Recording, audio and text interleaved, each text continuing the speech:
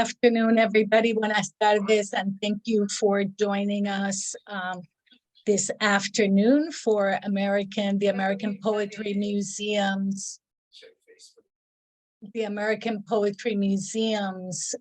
Sunday afternoon reading series. We are being joined this afternoon by two incredible Latina poets, Luivette Resto and Rebeca Lucret, who are going to kick us off right away with some poems and be in conversation with us about their work, what grounds them spiritually, poetically, and the passions that stir in them the outcomes of their poetry and work with us. Rebeca, can we start with you? Yes, thank you. I'm going to start off with one poem. It's titled Poem Beginning with Items Found in Your Neighborhood Hair Salon. Of 1950s retro linoleum, a row of execution chairs or narrow styling chairs or hairdresser chairs or barber chairs, call them what you will. A wall of full-length mirrors just for your head. A faded poster of a 1970s Demi Moore lookalike. A curling at the corners of a handwritten list of prices and services. Services include erasure, improving, shame, hiding, burning, pain. Upon the counters, a tub of keratin, a tub of shampoo, a tub of leave-in conditioner, a tub of Slim Fast, a tub of Herbalife, a dog-eared Avon catalog, and one pink grapefruit for the burning of fat. There's also a free consultation from your head stylist sporting the latest waist cincher. A mountain of no-lie relaxers but aloe gel to soothe the scalp anyway. A flat iron for the coils, a wavy iron for the kinks, a rainbow of hair rollers for the stretch, and a blow dryer just to be sure. 100 black bobby pins to hold you together, and if that doesn't work, way in the back past the bathroom door, there's the private room for removal of all self. Thank you, Rebeca. Stunning piece. Thank you. Luivette, and laid so absolutely bare. Thank you, Luivette. This poem is called The Legendary Legs of the Rodriguez Women. Unequivocal with his observation, a New Orleans accent, and a smile, the stranger comments, "Nice stems," and quickly passing by my shoulder, creating a small breezy respite from the stale heat. My cheeks responded in gratitude with thoughts of my mother and the legendary legs of the Rodriguez women, mythical like Ithaca and Helen. The genetic heirlooms from a grandmother I never knew, as 1970s pictures framed in sunflower yellow document my mother standing on beauty pageant stages in stilettos with an audience of wishful suitors and envious women. Instinctive, like writing names on wet sand, I touch the brown flesh and muscles below my knees. Wonder if Carmelita ever thinks of my mom or me when she inspects the variant blues of veins, slips on silk stockings, dances to Tito Puente, wades in the water we all call home. Thank you. So it's interesting to me how you both kicked us off today with writing about the body. And I know you both have been writing for a little bit. Is this something that is writing about the body, something that you're continuously in contemplation about, in meditation about? Do you notice that are there certain motifs that you follow in your work? And how does this connect to your identity and your growing or expanding identity? Well, for me, for the past several years, I've been focusing a lot on the word fat. I'm a big-bodied woman, and I've been writing a lot about the power that fat has, and how I've been in spaces, how I've been treated in spaces, how I've been received in spaces. And a lot of my writing goes towards that and just being a woman, right? Yeah. I think for me, it's a couple of things. I have like, you know, I'm a mom, and so a part of me wants to be able to still be around for them a lot, you know, obviously. So I try to be cognizant of how I take care of my body, right? Like if it's at a meditation or stretching or something like that. So like just the older I'm getting, obviously things are slowing down. And so like the other day I you know, I was trying to get the groceries out and I pulled a muscle, and I was like, I was just trying to get the groceries out of the trunk of the car, and I'm like, what ¿qué está pasando? You know, it's like, you know, it's like that didn't happen like 10 years ago. So, you know, thinking about my kids, thinking about being a mom and wanting to be here as long as I possibly can, but also I think a lot about inheritance, and I think about like what I physically have inherited from my family. I don't know one side of my family at all, really.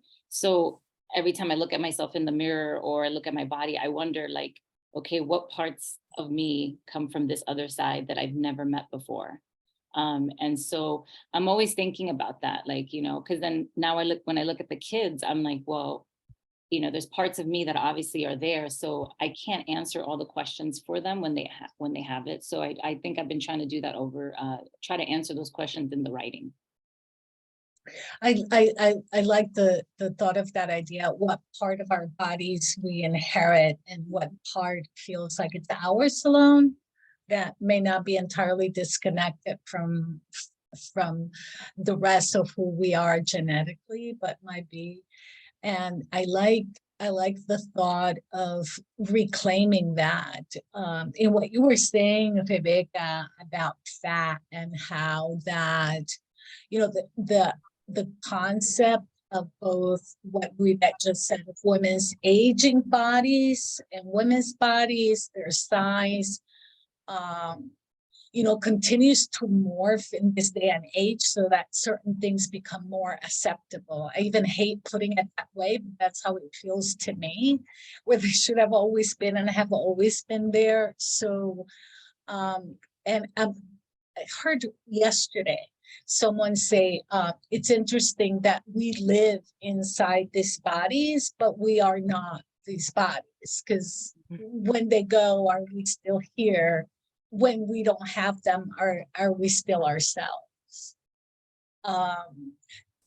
Can we hear a couple of poems, whether they have to do with our physical selves or not, Rebeca? Sorry, say that again.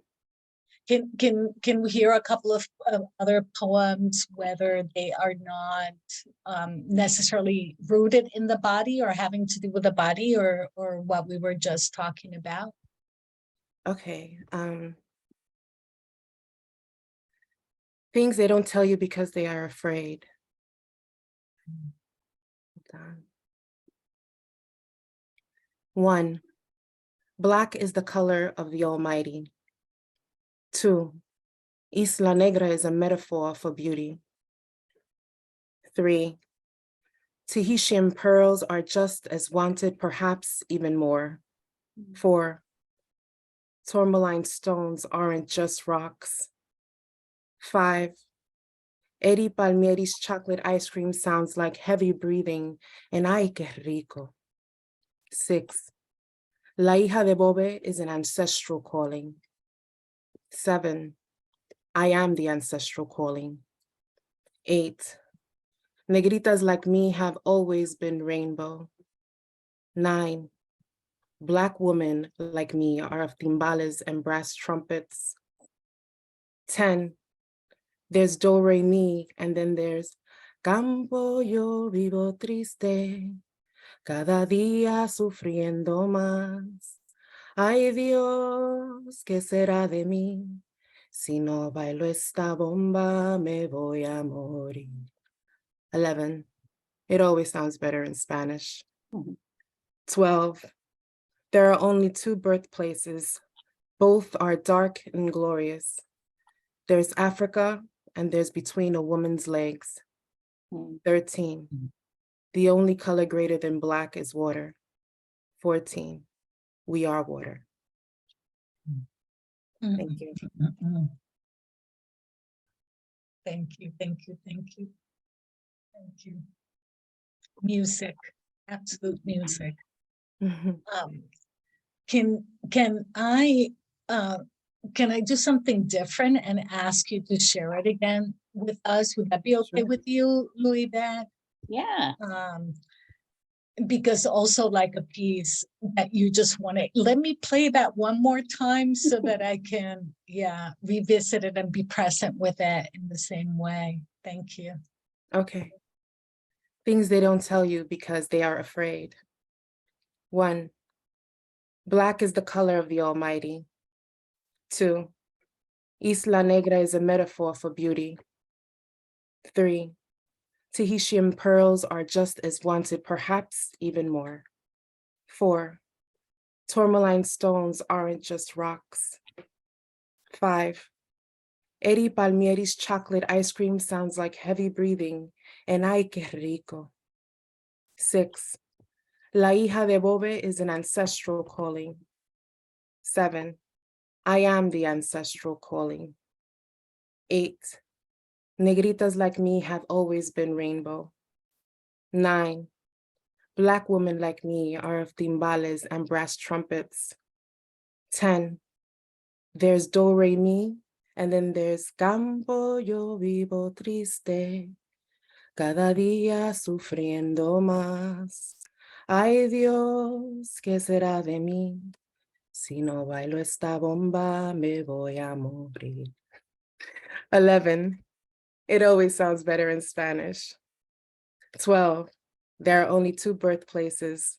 Both are dark and glorious. There's Africa and between a woman's legs. 13. The only color greater than black is water. 14. We are water. Thank you, thank you, thank you, thank you. How do you both feel? What is your relationship with connecting with your ancestors, and what role does that play in your writing or your creative process, or what kicks off, what triggers off that creative process in you? Luivette? I've been thinking about my tia more and more the last couple of years. I lost her about 9 years ago. And just the other day, I was dancing to salsa as I was making breakfast in the morning, getting the way to work. And I just stopped and danced for a while. And I was thinking of my tia. And I know my tia was here. Ella le encantaba bailar. You know, that was her. Even, you know, she was 55 when she passed away, unfortunately. And so I connect with her, I think, more and more, and especially when I listen to music. I think it's extremely important. I thank my ancestors every single day. I feel them. I feel the women more than anything else. And when I've done Reiki practices, most of the time the Reiki person actually says that's who is surrounding you. You have all of the women in your family right here in this space. And I firmly believe I carry them every single day with me. And I carry the women that are alive with me, but I definitely feel that the strength that I have is because of whatever that they experience. And I do believe in generational trauma. And so I do think that we do carry that in our bodies. And I do think that we actually carry that also in our souls. And so I feel like whatever I have experienced in this lifetime, my ancestors experienced it before me. And they're just trying to get me to be better and to learn from them and progress. And so I will do the same for those that come after me.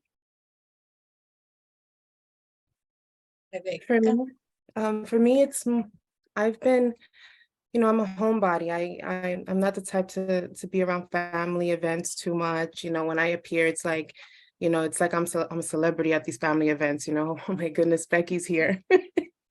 But over the past, I don't know, maybe 10, 15 years, when I've gotten to learn more about the Black side of me, right? And listening to family story now I go to these families events and I'm hearing things that resonate with me, things that resonate with the Black part of our family, right? I grew up in a home where my Blackness was, you know, it was kind of like in denial kind of thing.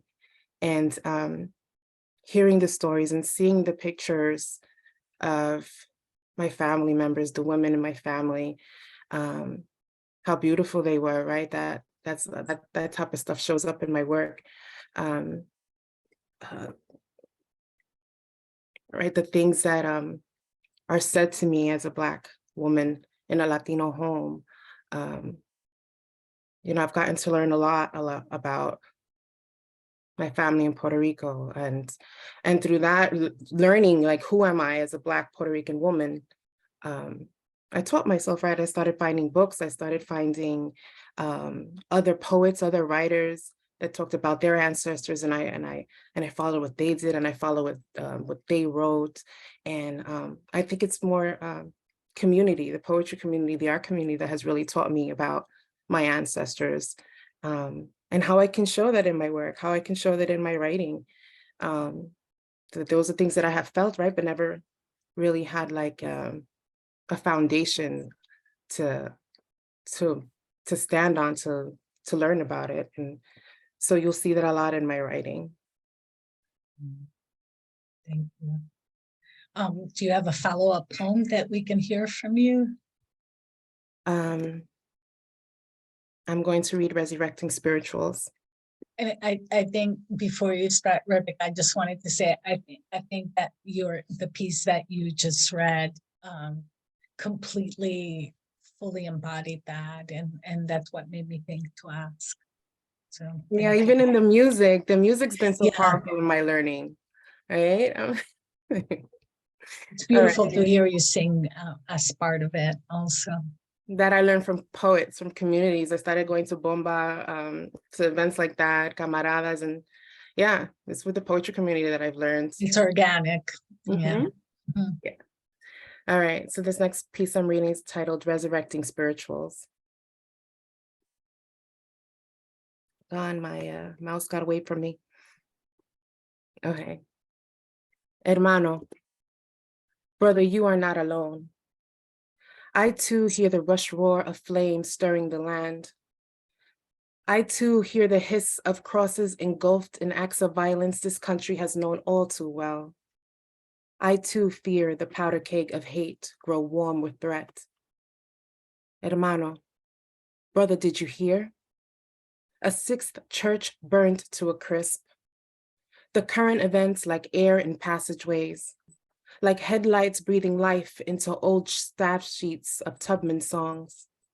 Like now the wheels of old chariots once swinging low return, with a new band of angels, a new band of composers, conductors rising, steady wiping away throat-filled, coffined cobwebs of high notes that are supposed to remain voiceless.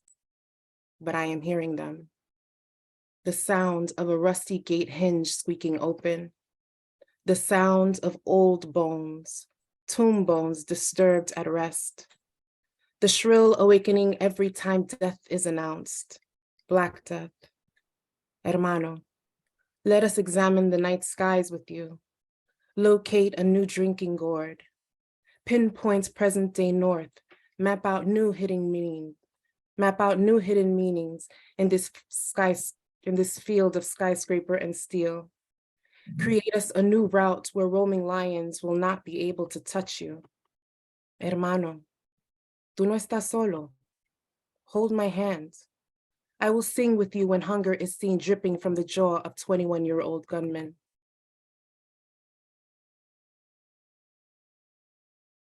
I'm so sorry, my mouth. No worries.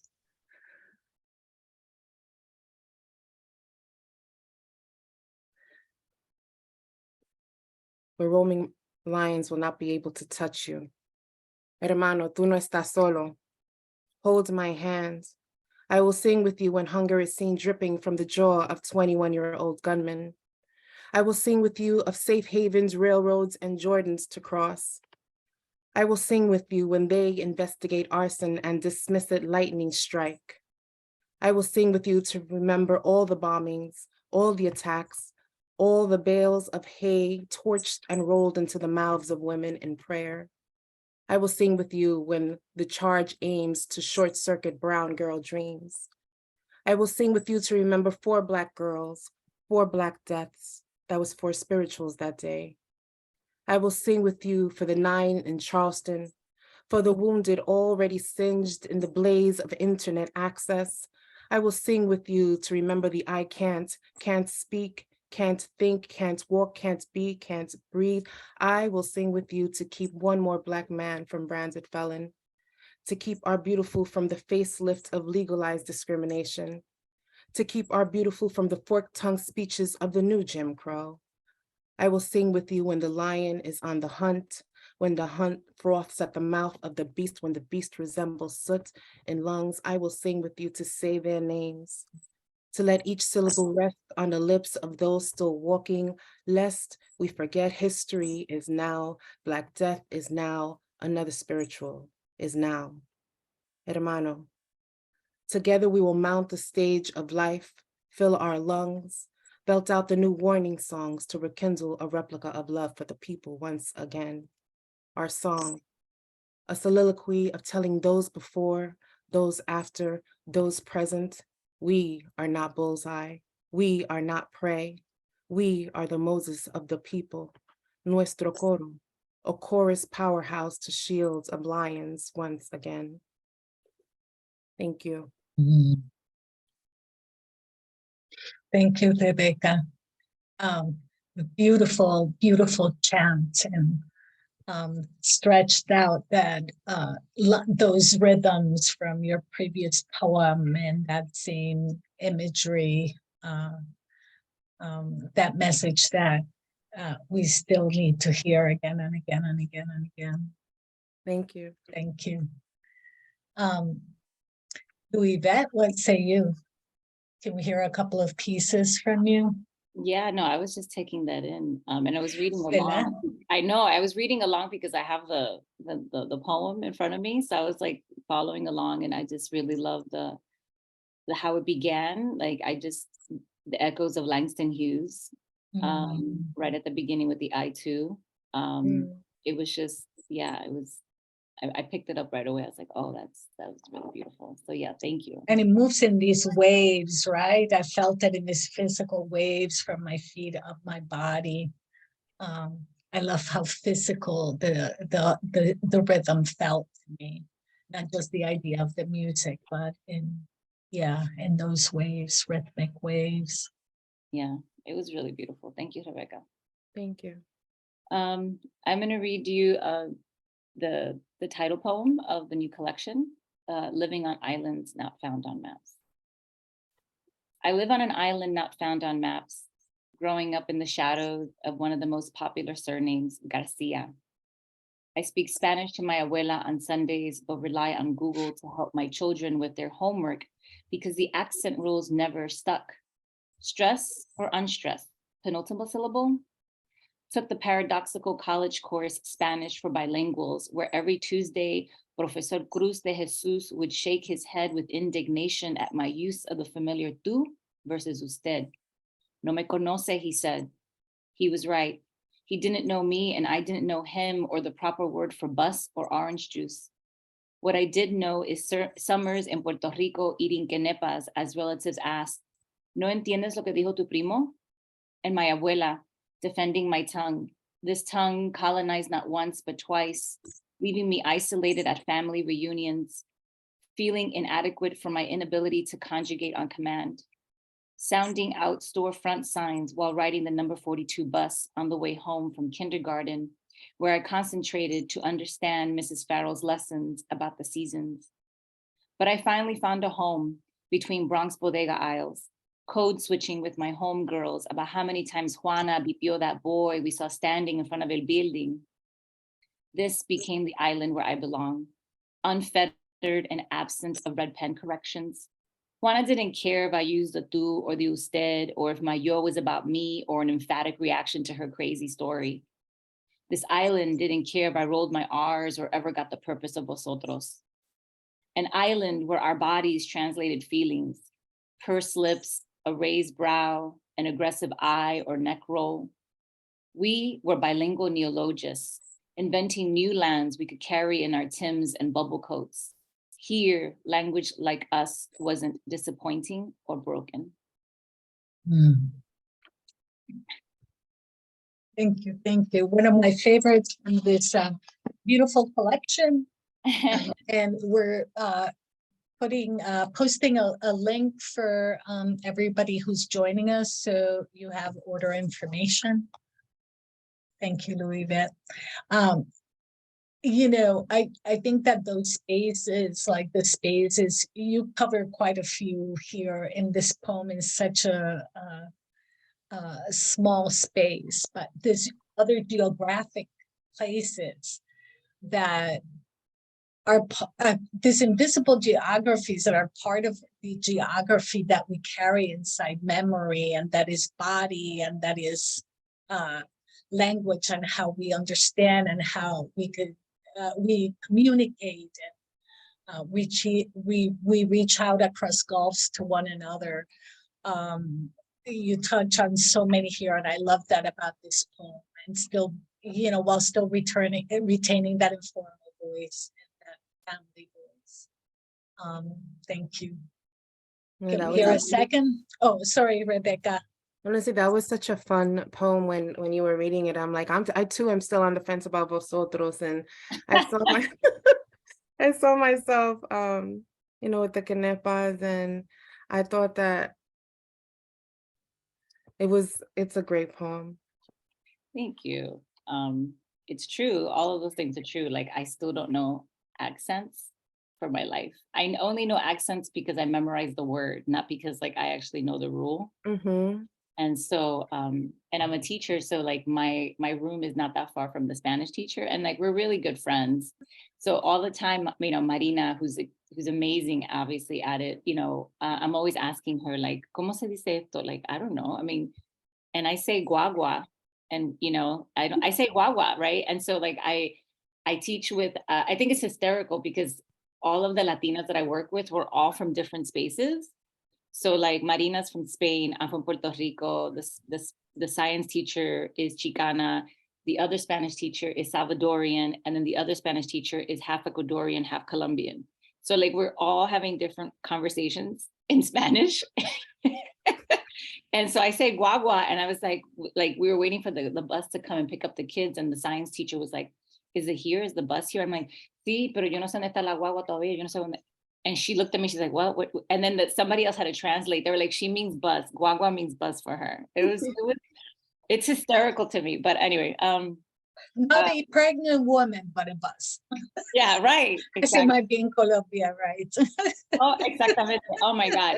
So we have some really interesting conversations in the teacher's lounge in Spanish. We're like, wait a minute, what does this mean to you? What does that mean to you? Oh, wait, it's really interesting. And so I'm going to read you another poem, and we were talking about our bodies. And so obviously right now we're fighting for the autonomy of our bodies again. And so this one's a fun poem. It's called A Letter to Gus, the Judgmental CVS Clerk. Dear Gus, I didn't need the extra look of judgment or the 5-page receipt when I bought my Plan B pill. Yes, I had sex. No, I didn't use a condom. Yes, I enjoyed it. And yes, Gus, I will do it again and again and again. I don't think male customers get the same discernment when they buy the industrial pack of Trojans, extra thin and lubricated for her pleasure. I am tired of my body being examined and decided upon by men who couldn't find a clitoris, even if Alexa, Siri, and Google joined forces in some GPS version of Voltron. So save your visual admonishments, for I am not your Latin Mary Magdalene, although I am sure I did shout God's name more than once. You will not side-eye me for fulfilling my sexual desires, expressing my sensuality, savoring the taste of a man's touch, satisfying my fantasies one orgasm at a time, loving my body under my own terms, Sincerely, an unapologetic woman.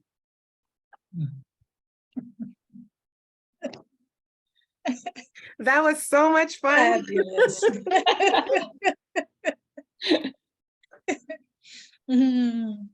Fabulous. Right, right. Thank you. De nada. I wondered what role, how do you balance out claiming your creative space in the context of today's just absolutely insane world, even especially post-pandemic? How do you claim, and as a woman, which is completely different, I think especially if you're a mom, how do you claim that space?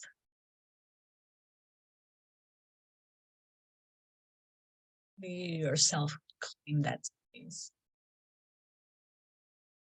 Do you have retreats? Are you the kind who may set up a 4:30 or 5 a.m. alarm clock?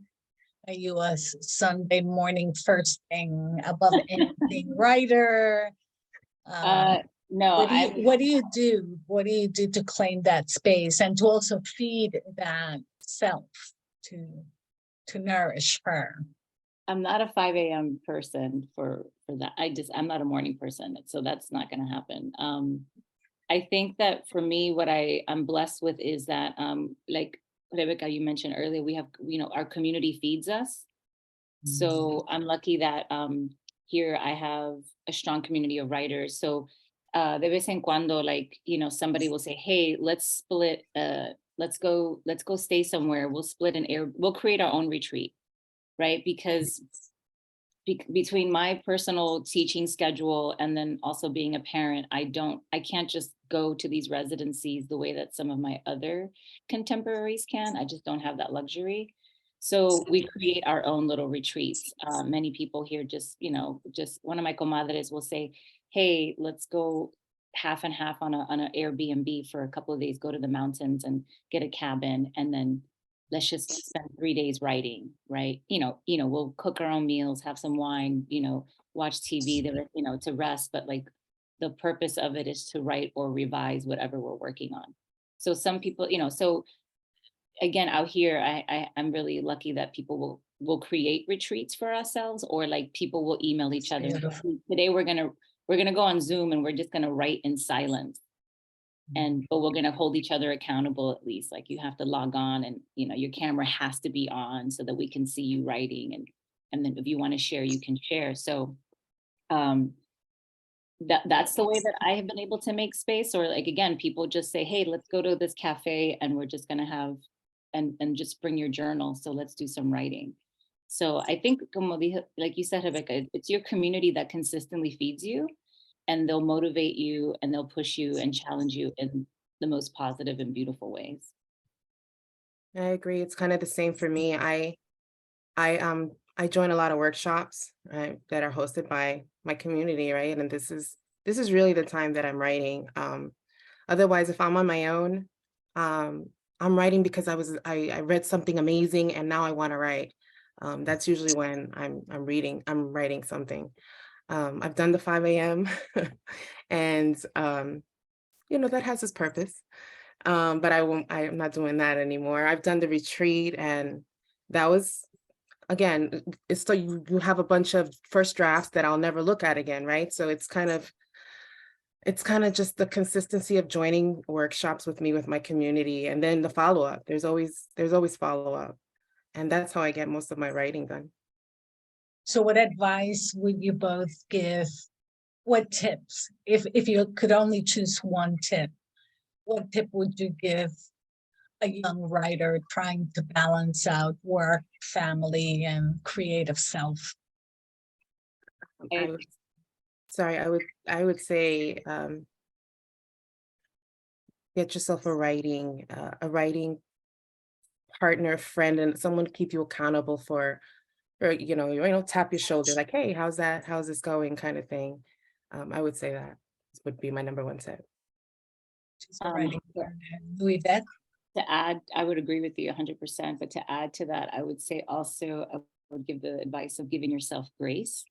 When when you when you don't necessarily meet that writing goal that you had set for yourself.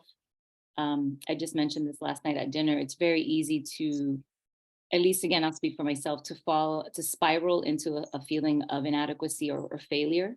If I say to myself, oh, I'm gonna write once, I'm gonna submit once a month or something like that. And let's say I don't. And I right away I'm like, oh, I failed. I didn't do this. I didn't, you know what I mean? And I feel really bad about myself. But I think what I've learned is to give yourself grace that things happen, life happens, family family events happen, emergencies happen. If you know, your car, you know, something can happen to your car, something can happen to your home, and all of a sudden that will take, you know, priority. And so I think it's important to give yourself grace, set your, you know, to give yourself goals, of course, and have, and like you said, like have a partner to hold you accountable. But at the same time, give yourself that compassion, that self-compassion and that self-grace to be like, no, shit happens. You're going to be okay. You know, set a new goal and let's just get back out there again. But don't beat yourself up because you didn't do this one thing. Mhm. Mm-hmm. Thank you. Such an important point. I think we also tend to, you know, as women trying to do everything and be, as you say, Wonder Woman, as you say sometimes, right? Ese guía de Mujer Maravilla que tenemos, that we're gentle with ourselves enough to, you know, remember that we really are not Wonder Women, but, you know, thanks for that, pero el espíritu cuenta, but, you know, to be that kindness, to best out that kind of kindness upon ourselves. Thank you for those excellent tips and reminders. Rebeca, can we hear more work from you? Sure. I'm going to go back to the body. I'm going to read We're Still Dying. She was smaller after every episode. The hour had come again when we'd need to empty the contents. Another round of removing more as if breast wasn't enough. I dumped the brown jellies, the red and the pink, the sometimes mucus and thinning liquid into the toilet. She always watched it settle before I flushed, before I repositioned the tube and checked incisions for colors of danger. I remember taking her hands in mine, guiding them under the sink so she'd wash her hands, but she always grew numb. No movement, no comment, no questions. Only silence joined the running faucet. Silence and shrinkage, silence and defeat, silence and death. Praying vultures aim, both raven and crow circle the heads of women. Wow. Wow. Wow, what a stunning image to close that on. Wow. Thank you. Thank you. Luivette? I got caught up on that. Sorry. Yeah. I'm listening as well. So I'm like, you know, me meto también. I'm just like, oh, and I'm reading along. And you get caught up and swept away with things. Well, you both were saying that, you know, we're also part of one another's communities, so we're responding to that and wanting to respond to that, and that part of the creative process that's needs the other part, you know, or other parts. I'm going to read a poem going back to the topic of inheritance and ancestors and things that I've been contemplating. This one's called Like Mother, Like Daughter. The blend of Newports and wine on my breath remind me of my mother as I light my next cigarette. Holding it the way she does, poised and ladylike when she holds court during unsanctioned smoke breaks. Curve my left eyebrow like her when I hear bullshit pickup lines or excuses masked as reasons. Talk with my hands as I spew Spanish curses at NASCAR-worthy speed. We hold our vulnerabilities like we hold back our tears with purpose and protectiveness. Smile when we really want the earth to swallow us whole. Enjoy the silence of solitude a bit too much, perhaps. Dream to be a starfish because, like comic book heroes, they possess regenerative superpowers. Like the intersections of a Venn diagram, we share the shame of early pregnancies, disgust for tolerated slaps to the face. But today I rewrite the plot of our lives, flicking ashes on the ground, knowing we will be them one day. Mhm. Thank you, thank you, thank you.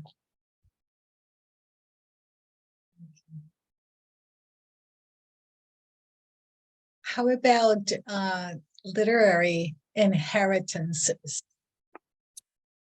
Who have you inherited from literary wise? Yeah, go ahead, Rebecca. I'm like, no, that's what I'm saying.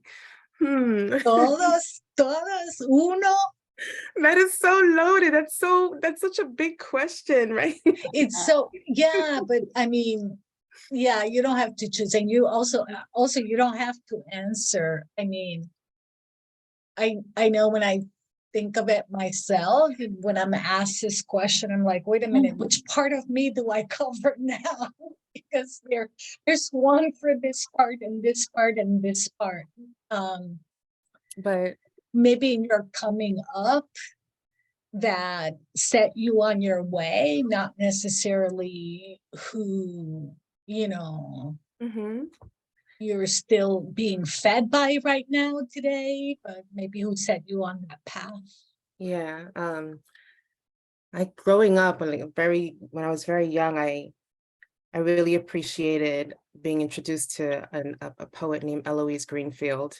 She wrote a children's poetry book titled Honey, I Love. Right, and on the cover of this book, there was this little Black girl with a big afro. And I was like, that's me, right? And I opened the book. It was a Reading Rainbow book.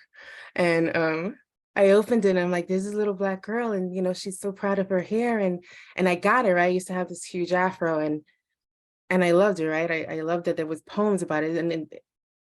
And I didn't write poems then, but I think that started something for me, right? To see myself in the book. But yeah, when growing up, right, with the things you learned in school, the Langston Hughes is still, I still use Langston Hughes for reading, but mostly, I would say right now what's feeding me, Nikki Finney, oh my goodness, Yesenia Montilla, my community, Vanessa Chica, Peggy Robles Alvarado, El David, writers that they really, they say what people don't usually want to say out in the world. They're not afraid of what people are going to be thinking. No tienen pelos en la lengua. No tienen pelos en la lengua. Because I'm an introvert, right? I'm like, oh my gosh, ay Dios, right? But I'm so excited about it. Right. And you think it too, probably. I do. Like, I wish I would have done that, right? It's not my style. But internally I'm like, oh. But it's affirming, it's affirming in all the ways. I don't know if you consider yourself an introvert also, Luivette. I discovered as I got older that I was. It wasn't something I necessarily thought about.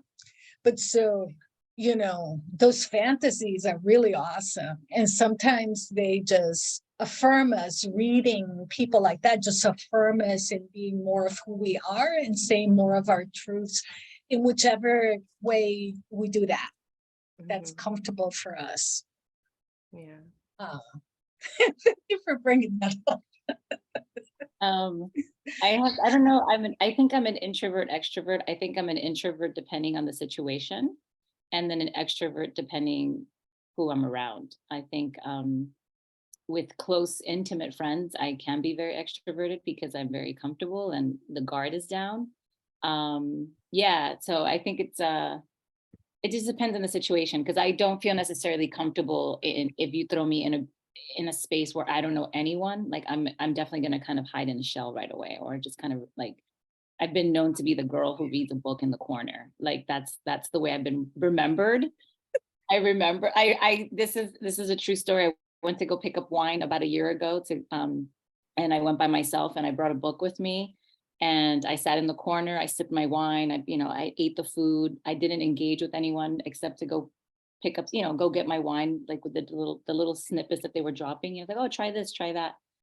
And then like the next year I went again and the people there remembered me. They were like, oh, we remember you. You were the girl that was in the corner reading a book. And I was like, oh, I was like, I had a great time. I just was on my own. And I didn't know you people. Like, why would I talk to you? Like, I don't know you people. I got my wine. I was very happy. I had my book. I was very involved.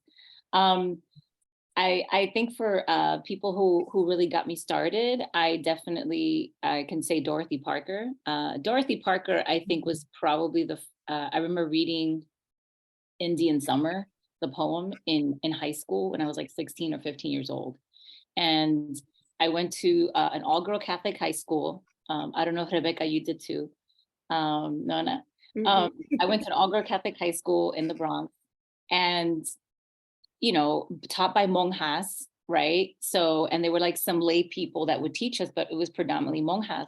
And I remember the teacher that I had, who was not a monja, had us read poems. And I remember reading this little poem, again, Indian Summer by Dorothy Parker. And in the poem, it said, "If you do not like me so, then to hell with my love for you."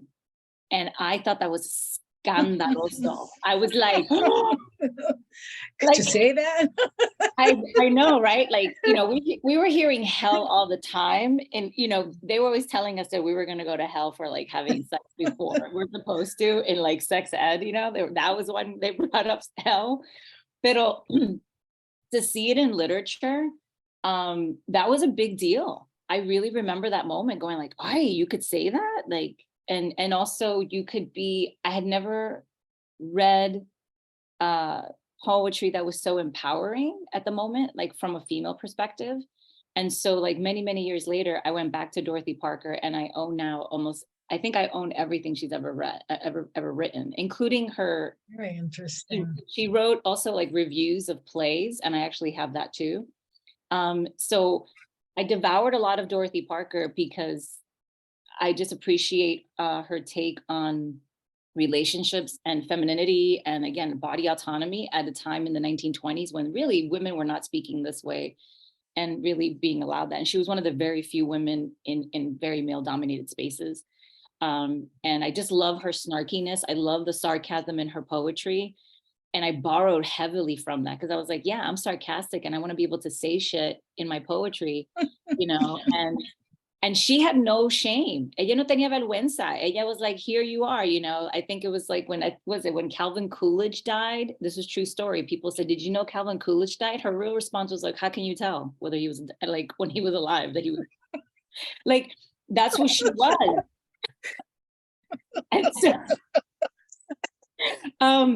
and this is, yeah. And she had a very fascinating life. And I really, again, just so much about her. She left all her money to the NAACP. And again, knowing that also on another layer that she was a champion for civil rights, when again, that wasn't something that people were really saying out loud. So she definitely was a huge influence. And I think Audre Lorde right now, Nikki Giovanni, otra también que no tiene vergüenza. Nikki Giovanni no tiene vergüenza para nada. I just heard her speak and I was just like, wow, this is amazing. And so her work, and I think obviously Martín Espada, who I studied with for many years, I learned a lot about craft studying with him. And even now, like as friends, we still talk about, I'm still learning from him when I read his work. And I think about how to close a poem, how to compose a poem, how to tell a story in a poem. So from him, I learned about craft and the how to use language and being so disciplined and intentional with language. But yeah. Disciplined and intentional. Absolutely. Thank you. Thank you both. I was just checking to Facebook for questions. And I am taking a quick look right at the moment, and I don't see any right now. I'm going to ask you to read maybe another poem. Is that okay? Yeah. Okay, so I'm going to read a poem called Ask Nothing. I thought it was a good segue from Luivette talking about Catholic and what she saw. So this one's called Ask Nothing. All the books are not the same. Trust. Bible teachings, Bible versions.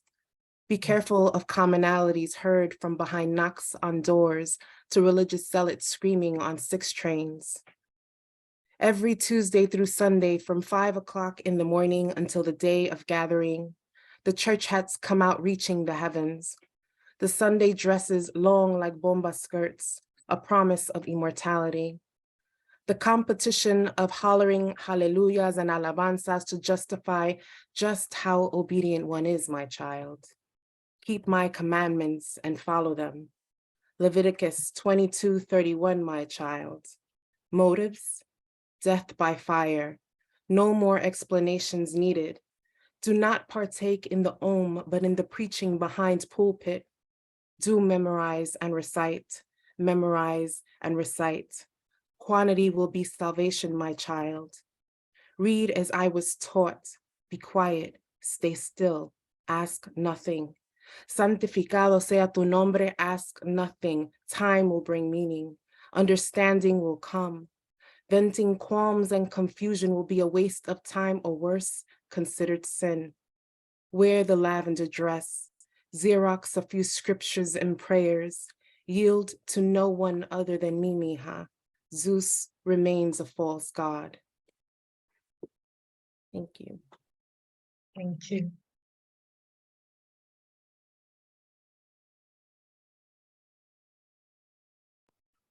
I'm going to read a somewhat of it's a love poem, but it's also a nerd poem.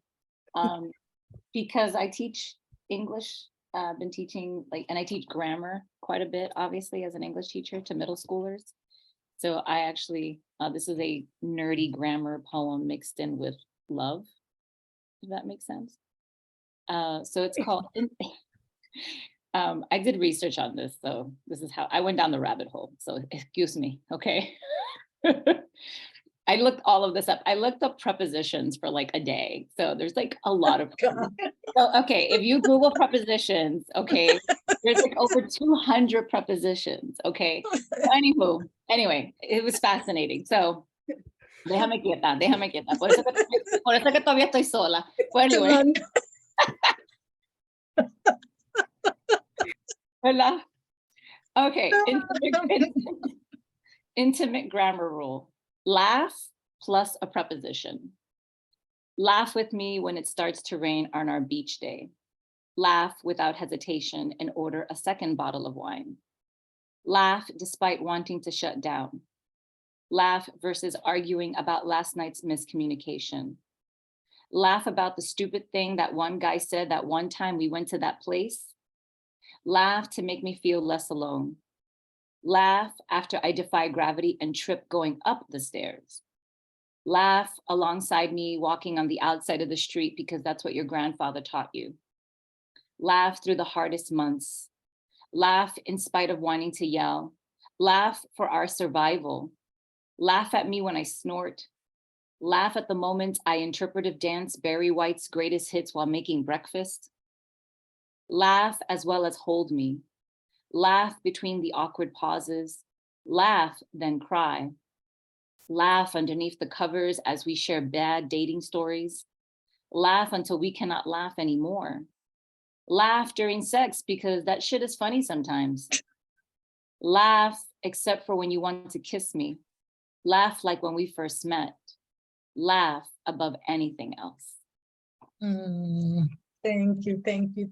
What a great What a great line on which to bring our reading to a close. Thank you so much for joining us, for your words, for everything you do so that our community and everyone in our community is a little less invisible. And for keeping poetry alive. I'm going to check Facebook one more time and see if we have any questions. I may just, ask each of you to, along the lines of, survival. What many of us do right to be less invisible, whether it's for ourselves, whether we start off for ourselves, our community, all of the communities of which we're a part. And many young writers, feel the weight of that burden. What words can you share with them that may help ease that burden a little bit about, as they're wading through oceans of what it means to write or to express themselves artistically in any way, creatively in any way, and becoming less invisible?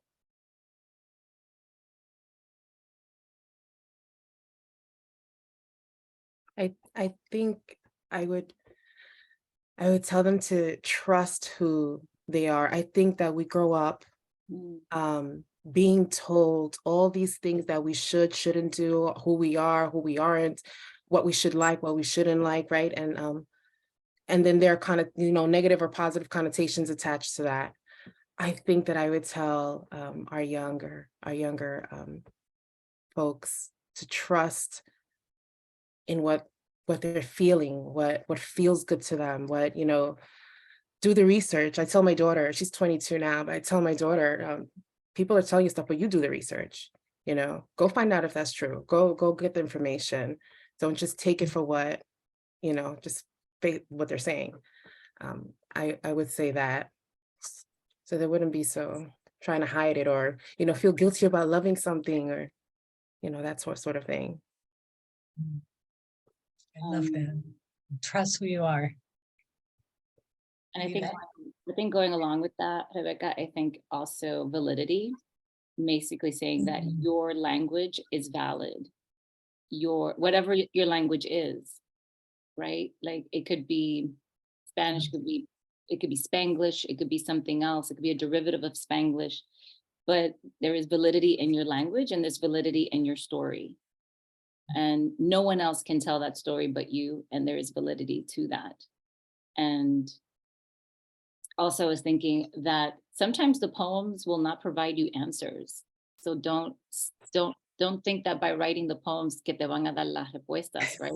I think letting go and letting the poems also provide you questions that you just didn't know existed, and just being okay with that too.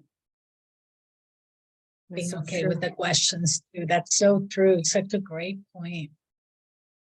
Yeah, poetry's not always going to answer everything. No. So true. Yeah.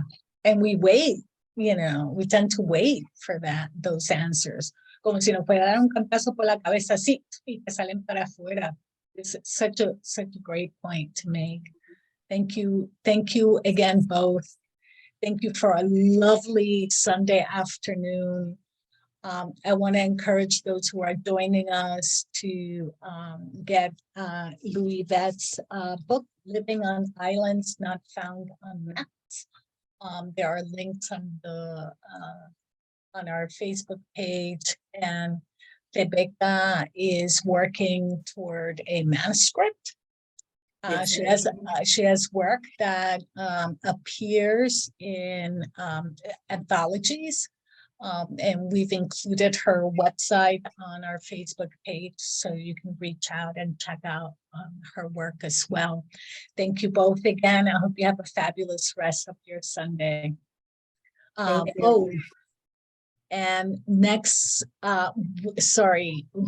week, we have a reading at the Mount Pleasant Neighborhood Public Library here in DC. And Sammy's posting those details in our Facebook page if you want to check that out. Thank you so much. Bye-bye. Bye.